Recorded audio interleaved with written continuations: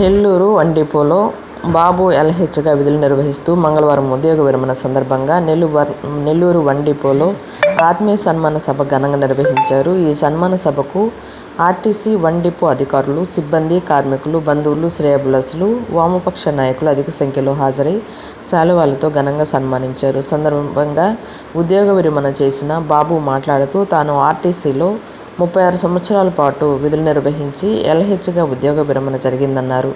తన విధి నిర్వహణలో తనకు సహకరించిన డిపో అధికారులకు, సిబ్బందికి, తోటి కార్మికులకు, తమ యూనియన్ ఎస్డబ్ల్యూఎఫ్ నాయకులకు పేరు పేరున ధన్యవాదాలు తెలుపుతున్నామన్నారు. ప్రతి ఒక్క ఉద్యోగికి ఉద్యోగ విరమణ సహజమన్నారు. అనంతరము బాబును ఘనంగా సన్మానించారు.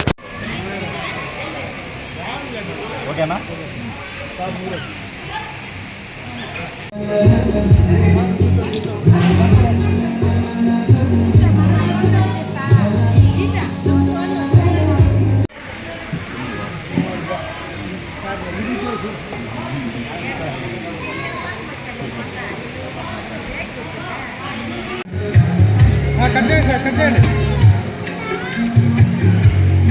ఓకే ఓకే, మీరు కూడా పెట్టండి, మీరు కూడా పెట్టండి. ఓకే అండి, ఓకే. 36/2006 అజర్ బాబు ఆర్టీసీలో లీడింగ్ కనుక పనిచేసి రిటైర్మెంట్ అయ్యాను. ఈరోజు ఇక వీడ్కోల సభని మా మిత్రుడు, ఆప్తమిత్రుడు జిలాని భాయ్ దగ్గరుండి గ్రాండ్ సక్సెస్ చేశాడు.